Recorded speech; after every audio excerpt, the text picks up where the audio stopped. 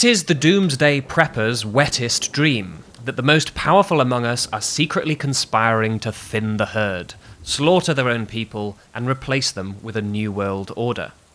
Mythical floods are found in some of our most ancient surviving stories.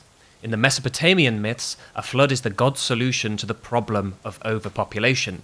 In the Christian Bible, as in Ovid's Metamorphoses, the flood is used differently, as a way of punishing humankind for its wickedness and starting afresh. But does Ovid, and do his translators, present Jove as liquidating his own creation? And do they present this as genocide, or more as a drastic form of editing? What connections does the flood story in the Metamorphoses have to the other myths floating around in antiquity? And what is left on the horizon once the waters have settled?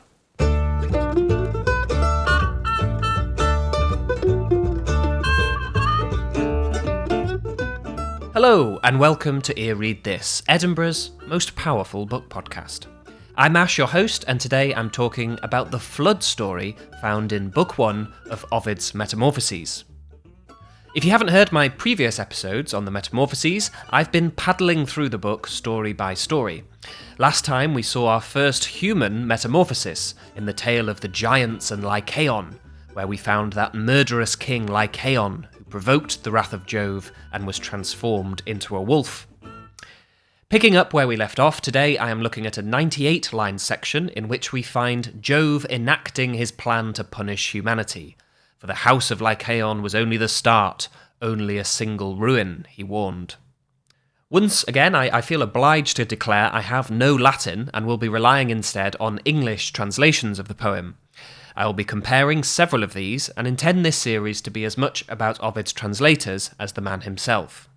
And like last time, I'll be mainly following John Dryden's translation of this story, his 98 English lines covering the flood, as they appeared in Garth's Metamorphoses of 1717. I'll read through this version once in full, and then as we go through and analyse what's happening, I'll reference other translations and see how certain moments are rendered differently over the ages. Lastly, before we begin, I'd just like to say if you enjoy my work and would like to support the podcast, you can do so at a dizzying variety of temples. You can leave a positive review on your chosen podcast platform, subscribe if you're watching on YouTube, or even buy me a coffee using the coffee link in the episode description box below. There is no material upside to this, but when the podcast wars of the mid-2020s kick off and devastate the Scottish capital, you will be glad that you made a friend of Edinburgh's most powerful book podcast. If, however, you expect some kind of return for your money, you can exchange it for merchandise featuring our author artwork, all produced by my sister, Elle, toiling down there in the podcast mines as I shriek down, "Beatrix Potter next!" If you're listening to the audio, there's an illustration of the Ovid design on your podcast player. If you're watching on screen, there's a few different versions hopefully popping up. We print these on t-shirts, mugs, looking at postcards and that kind of thing in the near future. Links to all of that is in the episode description box. Thank you for indulging the hustle. Final thing, I hope my voice is okay today. I am currently isolating with COVID, but I am trying to channel my newfound leper status into this story of plagued mankind. So here we go. As I said, we left Jove announcing to his fellow gods that the penalty of Lycaon was only the start. "Mankind's a monster," he said, "and the ungodly times, confederate into guilt, are sworn to crimes. All are alike involved in ill, and all must by the same relentless fury fall." Now here is how Dryden continues with the story of the flood.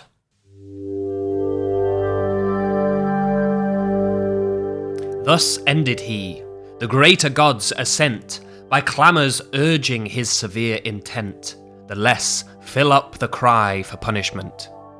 Yet still with pity they remember man, and mourn as much as heavenly spirits can. They ask, when those were lost of human birth, what he would do with all this waste of earth. If his dispeopled world he would resign to beasts, a mute and more ignoble line. Neglected altars must no longer smoke, if none were left to worship and invoke. To whom the father of the gods replied, lay that unnecessary fear aside. Mine be the care new people to provide. I will from wondrous principles ordain a race unlike the first, and try my skill again. Already had he tossed the flaming brand, and rolled the thunder in his spacious hand, preparing to discharge on seas and land, but stopped for fear, thus violently driven, the sparks should catch his axle-tree of heaven. Remembering in the fates a time when fire should to the battlements of heaven aspire, and all his blazing worlds above should burn, and all the inferior globe to cinders turn. His dire artillery thus dismissed, he bent his thoughts to some securer punishment, concludes to pour a watery deluge down, and what he durst not burn, resolves to drown. The northern breath that freezes flood he binds with all the race of cloud-dispelling winds. The south he loosed, who night and horror brings, and fogs are shaken from his flaggy wings. From his divided beard 2 streams he pours, his head and rheumy eyes distilled in showers. With rain his robe and heavy mantle flow, and lazy mists are lowering on his brow. Still as he swept along, with his clenched fist he squeezed the clouds. The imprisoned clouds resist. The skies from pole to pole with peals resound, and showers enlarged come pouring on the ground. Then, clad in colours of a various dye, Junonian iris breeds a new supply to feed the clouds. Impetuous rain descends, the bearded corn beneath the burden bends. Defrauded clowns deplore their perished grain, and the long labours of the year are vain. Nor from his patrimonial heaven alone is Jove content to pour his vengeance down. Aid from his brother of the seas he craves, to help him with auxiliary waves. The watery tyrant calls his brooks and floods, who rowl from mossy caves their moist abodes, and with perpetual urns his palace fill, to whom in brief he thus imparts his will. Small exhortation needs your powers employ, and this bad world, so Jove requires, destroy. Let loose the rains to all your watery store, bear down the dams, and open every door. The floods, by nature enemies to land, and proudly swelling with their new command, remove the living stones that stopped their way, and gushing from their source, augment the sea. Then with his mace their monarch struck the ground, with inward trembling earth received the wound, and rising streams a ready passage found. The expanded waters gather on the plain, they float the fields and overtop the grain. Then rushing onwards with a sweepy sway bear flocks and folds and labouring hinds away. Nor safe their dwellings were, for sapped by floods their houses fell upon their household gods. The solid piles, too strongly built to fall, high o'er their heads behold a watery wall. Now seas and earth were in confusion lost, a world of waters, and without a coast.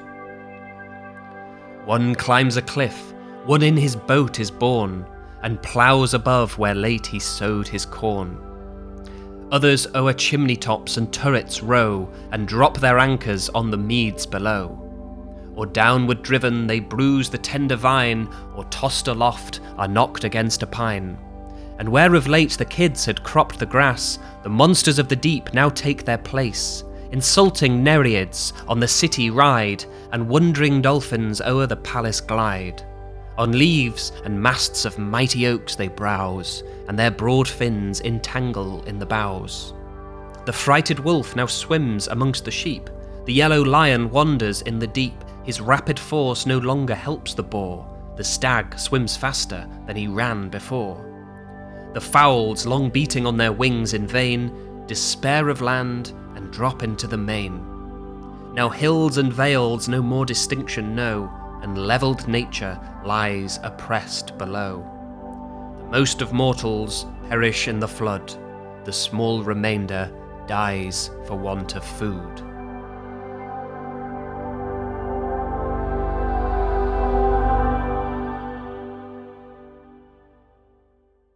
We talked last time of how Ovid aligned Jove's council of gods with a Roman council by explicitly describing the Thunderer's abode as Heaven's Palatine, where the Roman Emperor Augustus had his palace. Following Ovid's lead, in his 1632 translation, Englishman George Sandys compares Jove's mansions to Whitehall. Dryden, you might remember, misses the political connotations by emphasising the palace's beauty instead, calling it the Louvre of the sky. Jove is certainly playing to the gallery, but in order to win favour, it is important to notice that while he is father of the gods, he appears to need his children's support in these plans for exterminating humanity. This is quite unlike the build-up to the Christian flood story, in which God informs Noah of what is going to happen. There is no hint whatsoever of there being approval needed. Jove, on the other hand, receives, as Dryden has it, the greater god's assent. And I don't know about you, but when the less fill up the cry for punishment, might we hear a little reluctancy? Is it a cry that needs filling up? Was there an embarrassing pause first? Are there some gods in the back that need convincing? Certainly there is no question of the other gods feeling conflicted about Jove's plan. They will mourn man, as Dryden says, albeit as much as heavenly spirits can. Ted Hughes, in his short translation Tales from Ovid, invokes the henchmen of 20th century genocidal maniacs, too stunned to speak as hideous plans are laid down. All were quietly appalled, he writes, to imagine mankind annihilated. What would heaven do with a globe full of empty temples, altars attended only by spiders? And the gods may also be feeling threatened themselves. In Charles Martin's version, they ask, who would bring incense to their altars? After all, what are gods without worshippers? Similarly, in Dryden, the gods call the dispeopled world a waste of earth. What will the world be without people in it? It's worth remembering in the creation story, it wasn't made explicit who made the world. God, or some artist as resourceful, began to sort it out, writes Hughes. Ovid never names the creator, indicating perhaps some older, superior god to Jove. This is another aspect of the story that differs Jove's flood from that of the Christian god. The latter is washing away his own handiwork. Jove is perhaps destroying another god's creation. His promise to create a race unlike the first, a race of marvellous birth, might indicate he is correcting his own mistake. I find that Hughes's rendering of the lines, he would produce a new humanity, different from the first model and far more prudently fashioned, as Jove attempting to better the prototype of an earlier god. Dryden, on the other hand, definitively makes Jove the creator, by having him say, I will from wondrous principles ordain a race unlike the first, and try my skill again. I like how vague wondrous principles sounds here, like a politician's false and fuzzy promise. So Jove sets about destroying mankind, but doesn't straight away opt for using water. According to Dryden, already he had tossed the flaming brand and rolled the thunder in his spacious hand. In Hughes, as Jove considers the deletion of these living generations, he ponders mass electrocution by lightning. What stops Jove from incinerating the world with his thunder is the thought that such destruction might rebound on his palace, that the sparks, as Dryden has it, should catch his axle-tree of heaven. Jove's wrath, in other words, could be powerful enough to destroy not only the world, but the gods in heaven as well. Earlier, Jove had advocated for the destruction of the human race on the basis that it would be safer for the demigods, the nymphs and fauns that live down there on Earth, without mankind in the picture. But if his dire artillery is powerful enough to potentially destroy heaven, surely it would have annihilated them first. Another example of Jove's flimsy promises. And his gods also seem to have forgotten their brethren down below when they consider the waste of earth and ask if his dispeopled world he would resign to beasts a mute and more ignoble line. I mean, what happened to the demigods? Immediately you're resigning the world to beasts, a line, in other words, like that of Lycaon, now roaming the world like a wolf. We talked last time about what an enigmatic and dubious punishment turning a man with wolfish appetites into a wolf was. And from the first lines of today's story, we see it was a superfluous transformation anyway, as Jove intends to wipe out mankind. either meaning this will destroy Lycaon, or in the absurd possibility raised by the gods, destroy man and leave the likes of Lycaon to inherit the earth. Alan H.F. Griffin points out that Jove's behaviour here is still more evidence that he is not that different from Lycaon. Griffin writes, "In Ovid's creation epic, the punishment for human sin takes the form of fire as well as flood. The two doomsdays of fire and flood are represented in the epic." He's referring here to the story we're talking about and the story of Phaeton, which closes the book. But whereas the fire is limited and local, the flood is universal. Fire and water are the elements which Jupiter, Jove, contemplates using to destroy the world and mankind.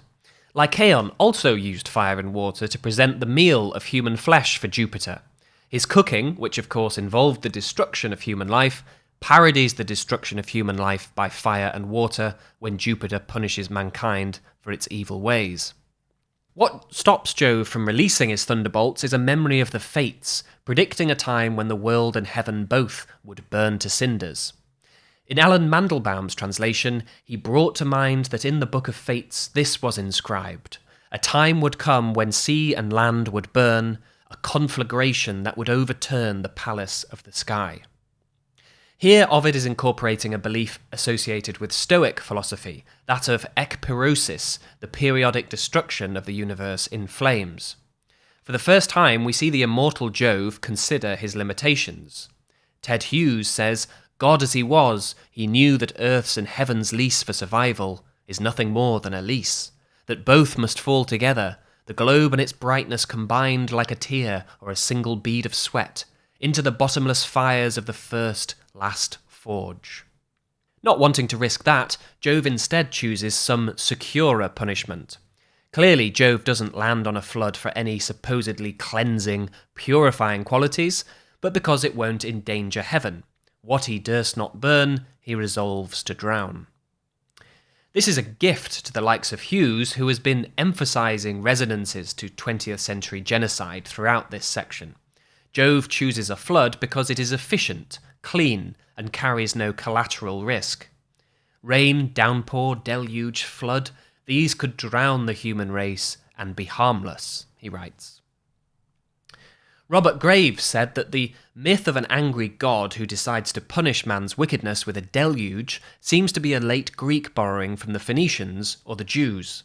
The Mesopotamian flood story is found in the Atrahasis, an epic found on clay tablets dated from around 1700 BC.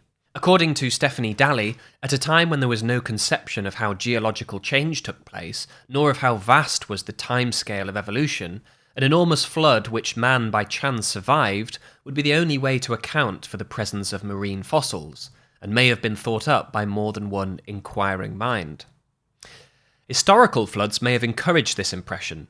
The Minoan volcanic eruption of the 17th century BC blew a hole in the island of Thera, causing devastating earthquakes and tsunamis. However, these are thought to have only seriously affected other small islands in the Aegean Sea and Crete, not causing significant damage to mainland Greece. Jove begins his flood not with an eruption, but by binding up all the winds except the south. Notus, as he is called, flies out across the world, the fogs shaken from his flaggy wings, as from his divided beard 2 streams pour. His head and rheumy eyes distill in showers. Dryden omits a reference to the cave of Aeolus, in which he keeps the other winds. You might remember in the creation story, the unnamed creator organised the winds to give the world balance. By locking all but one of them up, Jove is returning the world to a state of chaos. And interestingly, this is reflected in the Metamorphoses' internal sense of time. Jane L. Lightfoot has written, "The poem is very broadly chronological, but the sense of temporal progression is really only strongly marked at the beginning and end. After the opening creation and flood sequence, we soon lose much sense of orderly forward momentum and are free to impose patterns limited only by the ingenuity of the critic. Conversely, in the most famous Mesopotamian myth, the Epic of Gilgamesh, the flood actually marks a time in history after which it was no longer possible for a mortal to achieve immortality. Before the flood, mankind existed timelessly, not yet allowed a lifespan, which led to the world becoming overcrowded. This is something that the gods addressed with a purification by washing. So in Ovid's story, a sense of time is lost by the flood, and in the Mesopotamian myths, time is clarified by it. Ted Hughes pictures Jove dragging whole oceans up like a peacock shawl. He receives assistance from his brother, and having just discussed sea gods on my episode on Sylvia Plath's Full Fathom 5, it's good to see here the watery tyrant Neptune calling his brooks and floods who rowl from mossy caves. Jove is further helped by Junonian Iris, goddess of the rainbow, who breeds a new supply to fill the clouds. Alison Keith comments that classical poets repeatedly feminise and sexualise the landscapes in which they set male actions. In the first book of the Metamorphoses, for example, the floodwaters Jupiter sends to destroy the human race fertilise the earth, which regenerates the animal kingdom. At the expense of the poor farmer whose crops are destroyed in one of the story's tragic vignettes. Ted Hughes' rendering of this is my favourite. The farmer's year of labour dissolved as he wept. If I was more of a Latinist, I might understand why Dryden translates the line as defrauded clowns deplore their perished grain, which seems more than a little harsh on farmers, especially farmers in such trying circumstances. And this little scene reminds me of another blighted ploughman, the one described by Titania in A Midsummer Night's Dream, who has lost his sweat as the green corn hath rotted ere his youth attained a beard. The fold stands empty in the drowned field, and crows are fatted with the murrian flock. Another example, perhaps, of Shakespeare borrowing from Ovid's Metamorphoses. The climax of the story is a series of such portraits that come after the deluge, the world now a sea without a shore. Ovid revels in the topsy-turviness of this new world. We have a survivor bobbing in a boat above where he once sowed corn. Dryden imagines anchors dropped into meadows, and monsters of the deep taking the place of goats, dolphins gliding in wonderment over palaces. Hughes has dolphins too, hunting their preys into oak trees, as the wild boar, the poor swimmer, soon goes under. Even his faithful heavy defenders, the thunderbolt and lightning flash of his tusks, have joined the weight against him. We also see the frighted wolf swimming among the sheep, an inclusion that prompted Seneca the Younger to chastise Ovid for schoolboy silliness. But the moment reinforces the conclusion that personal metamorphosis wasn't the final punishment for Lycaon. He had to be further subsumed in the universal metamorphosis of the flood, along with the exhausted birds who, finding no perch, drop into the sea, the mortals who perish in the flood, and those who find safety only to become starvation's prey. Drowned mankind, writes Hughes in summary, imploring limbs outspread, floats like a plague of dead frogs. This brings us to the end of Ovid's flood story, and next time we will discuss the story of Deucalion and Pyrrha, the two human survivors whose skiff comes aground on Mount Parnassus, rather like Noah's Ark landing on Mount Ararat. Joseph D. Reed has written that Ovid's myth of the flood, by which the ruling god wipes out sinful humankind, except for a pair of innocent and worshipful people, possibly engages with the account in the biblical book of Genesis, which Ovid could have known through the Greek translation, the Septuagint. There was a long-standing Jewish community in Rome, and Ovid shows himself aware of Eastern Mediterranean religion, including Judaism, in, for example, the art of love. Now, there are numerous interesting connections between the Genesis flood and Ovid's. Alan H.F. Griffin has written a catalogue of them, noting the similar way in which both floods play out. The first thing that happens is a wind sent by God across the earth. The waters above and below both burst their barriers. Chaos returns, and the flood covers the world. The most impressive coincidence is Ovid's use of the verb ararat. He used to plough, given that Noah's Ark happens to land on a mountain called Ararat.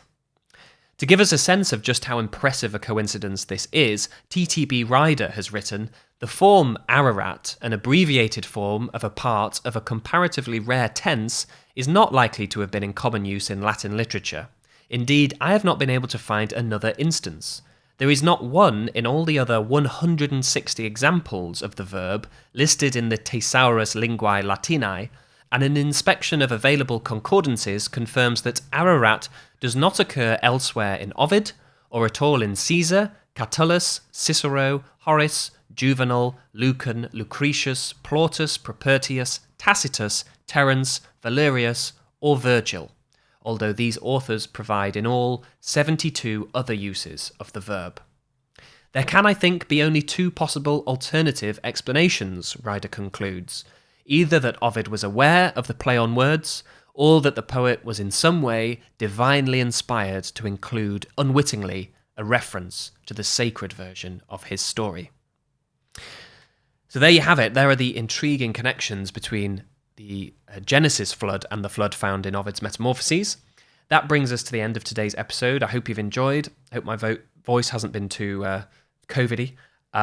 I'll be back soon with the story of Deucalion and Pyrrha, but there will definitely be other episodes on other authors between now and then. Thank you very much for listening, and until next time, happy reading.